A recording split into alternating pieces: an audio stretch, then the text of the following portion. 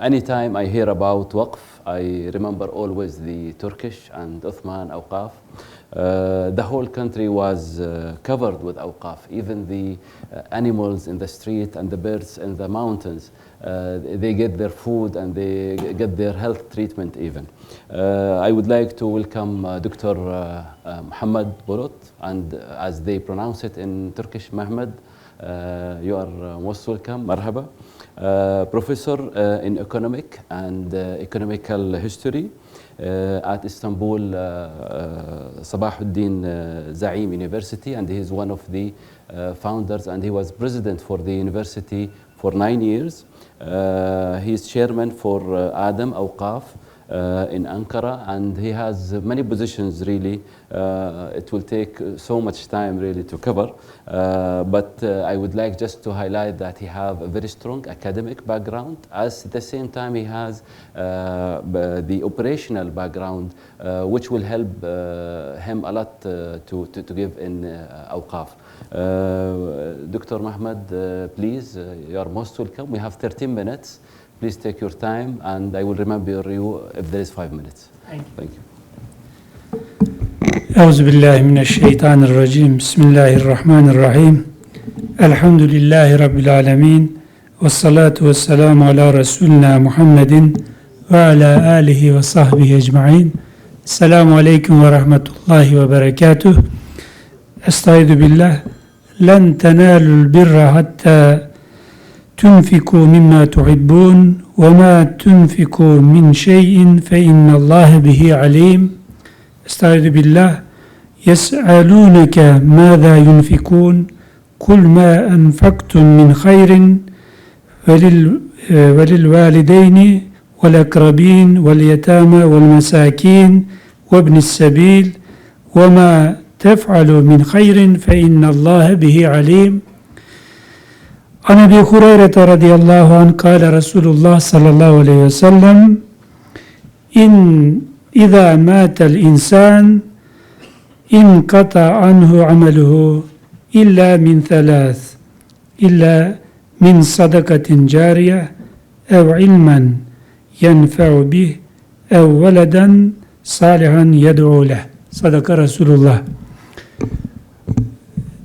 In the beginning of my speech, I would like to thank you for inviting me today here, and I congratulate to all the organizers of this forum, because we are discussing very important topic today, which is the third sector, private, public, and this is the third sector as a Waqf sector. في البداية أود أن أشكركم على دعوتي لهذا الملتقى، ونحن أود كذلك أشكر اللجنة التنظيمية على هذا الموضوع المهم جدا. نحن نناقش موضوع حيوي، القطاع غير الربحي، وهو أحد القطاعات الثلاثة، القطاع العام والخاص والغير ربحي.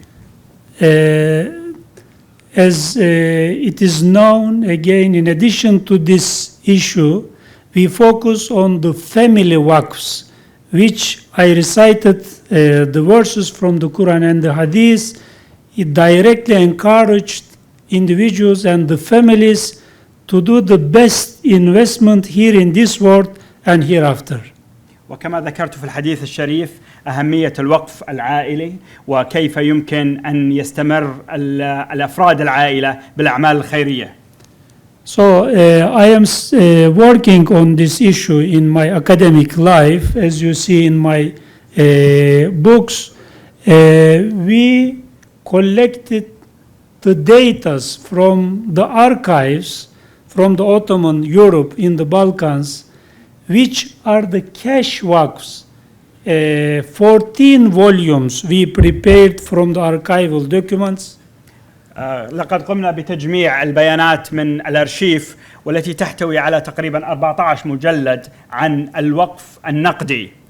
So these waqfs are very interesting, from 50 akçes dirham, if you accept, till 50 million akçes during the Ottoman time. We have seen the waqfs. So that means the Ottomans encouraged all individuals and families to establish a waqf. These are all registrations. هذه تبين تجربة الإمبراطورية العثمانية في عملية الوقف من 50 درهم إلى 50 مليون درهم. And this is my very recent book on sustainability and the charities and business connections between the waqfs and the business. It is in English, and I tried to make a comparison between the Ottoman economic life and the modern Western capitalist by Cambridge Scholars Publishing was published. And this is again the Islamic financial institutions without riba, free Islamic institutions, and the Western institutions. These are the books. And I do not want to take your time for this issue, but just want to come to some very, the concentrate what we are discussing today. The cash box, you have seen all details in my presentation. During the Ottoman time, there are also some discussions about the cash box, which I also published an article in International Islamic University Journal in Malaysia on this issue. You can also, see this discussion. Can you just go back? لدي كتب قمت بتأليفها أو ممارسات. Can you just go back to the books, please? Yeah. ممارسات الاستدامة وكذلك عالم الإمبراطورية العثمانية بالمقارنة مع الاقتصاد الأوروبي وكذلك المؤسسات المالية الإسلامية بالمقارنة مع الاقتصاد الغربي. فهذه الكتب قمت بتأليفها وهي متاحة. So the issue today is the family business and the good examples on the waqf. In Turkey, we have two types of universities in the present time, public and waqf. We do not have private universities. Same following the Ottoman tradition. ففي تركيا حاليا لا يوجد هناك جامعات خاصة، في جامعات عامة وجامعات وقفية. So half, I can say, we have 210 universities and nearby 80 are waqf universities. تقريبا 310 جامعة عدد الجامعات في تركيا وتقريبا 83 هي جامعات وقفية.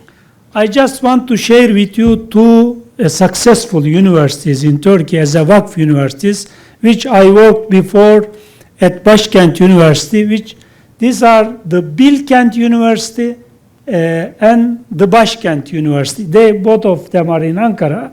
Maybe you heard this. Bilkent University is the first university. The founder is İhsan Doğramacı. It was established in 1986. He first established a holding, a company, and all income, all profit from the company belongs to the university, to education and research. هذا مثال وهي من أقدم الجامعات الوقفية جامعة البولكان وهي جامعة موجودة في أنقرة وجميع الريع يكون فيها. Same Başkent University, same thing. There is a company, a holding company, and all profit is going to the university, to the Waqf University, research and education. وكذلك جامعة باشكنت هي جامعة أخرى جامعة وقفية ويوجد هناك فيها شركة هي التي تدير مالها. Let's come to my special position. I served as a president of Istanbul Sabahattin Zaim University for 9 years. It's also a Waqf university. It was established by İlim Yayma Foundation. I am also one of the mütevelli of that foundation. كذلك أنا خدمت 8 سنوات كرئيس جامعة صلاح الدين و Zaim University, and Sabahattin Zaim, it's known, very well known. It's a professor of Islamic economics and finance. Now it was established in 2010, this university, but today we have 11,000 students at this university. 25 PhD programs, 25 PhD programs, 80 master programs, and 36 undergraduate programs, 3,500 graduate students, 2,500 students from 100 different countries, and the rest are undergraduate students. هذه جامعة الآن تقريبا تحتوي على 11,000 طالب، يوجد 28 برنامج للدكتوراه ويوجد برامج للماجستير وطلاب دوليين. So now other two WAQFs. I am the president of Adam WAQF in Ankara. 20 years ago we established this WAQF. What we are doing, we are supporting the students with scholarship. The professors, scholars for research projects. We are doing publications. So in Ankara, we are selecting the talent students from different universities.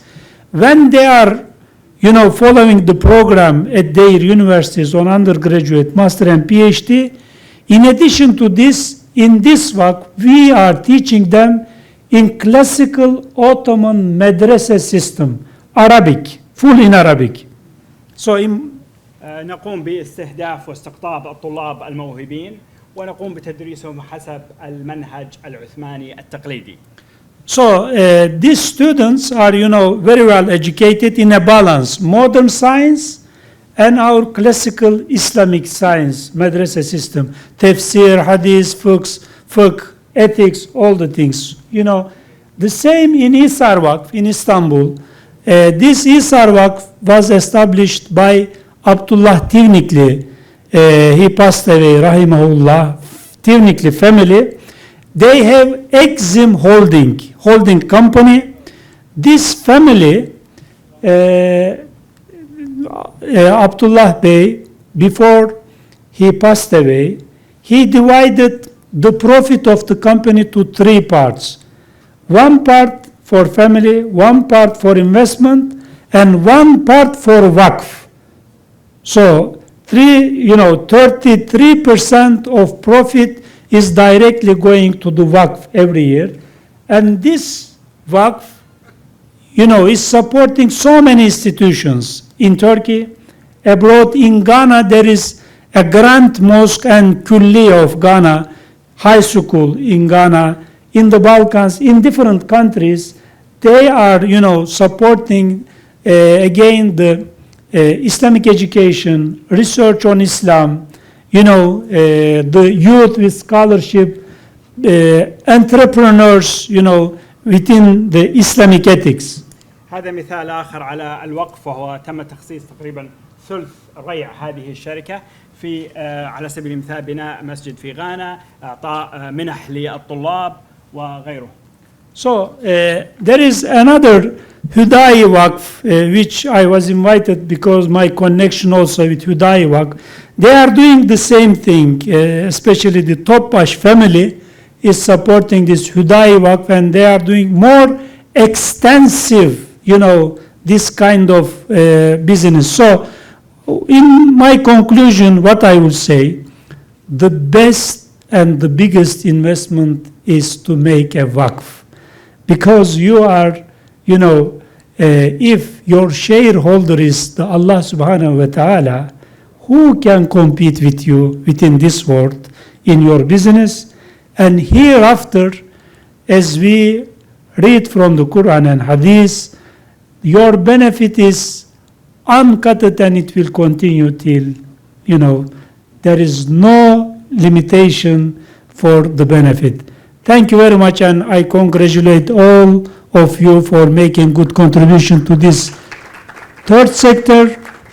My last message is the main difference between Islamic civilization and the Western or the modern capitalist system is the mission of the Waqf. Maybe the Western investor mentality, today we have seen some Waqf approach, but their main aim is to protect the wealth. To protect the wealth of the families. but in our mentality is to serve all the creations, not just human beings, but also the animals, all the creations in the planet. So the main sustainable, approach is within Islam in our economic mentality. And I think the world needs this new vision for a more sustainable and for more peaceful world. Thank you very much. Wassalamu alaikum wa rahmatullahi wa barakatuh. شكرا. فقط نقطتين أود أن أختم كلمتي. الأمر الأول بأن الفرق ما بين الوقف بالإسلام والأوروبا، في أوروبا هو استدامة للإرث، بينما في العالم الإسلامي هو لخدمة جميع المخلوقات. الأمر الثاني إن الوقف للشركات العائلية هو أفضل الوقوف لأنه هو لوجه الله عز وجل.